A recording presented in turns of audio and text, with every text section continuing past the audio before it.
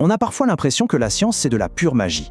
Aujourd'hui, on va justement décortiquer une réaction chimique qui est non seulement fascinante, mais aussi spectaculaire. Allez, on plonge directement dedans. Alors, la question centrale est toute simple. On prend un morceau de métal, on le trempe dans un liquide. Qu'est-ce qui pourrait bien arriver? Eh bien, la réponse est tout sauf ordinaire. On va assister à une transformation incroyable juste sous nos yeux. Bon, pour bien comprendre ce qui se passe, il faut d'abord faire connaissance avec les deux acteurs principaux de cette histoire, le cuivre et le nitrate d'argent.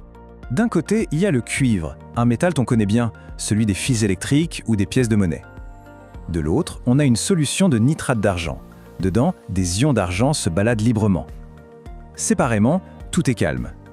Mais dès qu'on les met en contact, c'est là que l'action commence.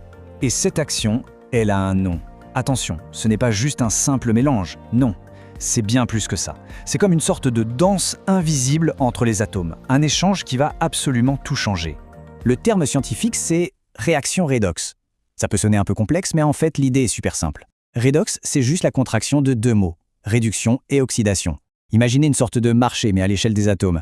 Certains vont perdre des particules, des électrons, et d'autres vont en gagner. C'est un vrai troc.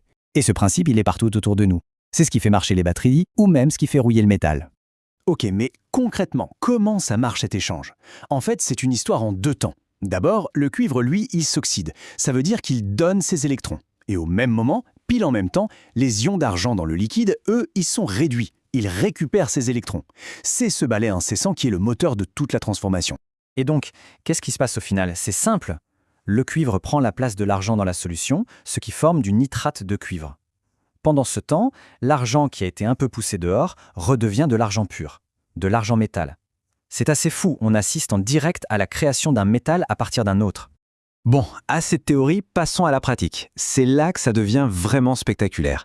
Et le spectacle, il ne se fait pas attendre du tout. À peine le cuivre touche-t-il le liquide que la réaction démarre. C'est instantané, il n'y a aucune attente. La surface du cuivre se met tout de suite à changer d'apparence. C'est le signe que l'échange d'atomes est bel et bien en cours. D'ailleurs, la source le dit très bien, on voit déjà qu'il change de couleur assez vite. C'est exactement ça, la réaction est super rapide.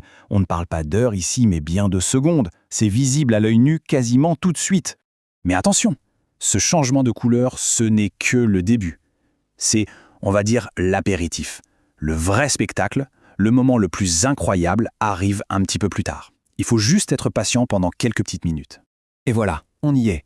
Après ces quelques minutes, ce n'est plus un simple changement, non, c'est carrément une naissance. On assiste à l'apparition de l'argent métal, et sous une forme absolument spectaculaire. Ce qui se forme, ce sont des dendrites. C'est un nom un peu étrange qui vient du grec dendron, qui veut dire arbre. Et quand on regarde le résultat, on comprend tout de suite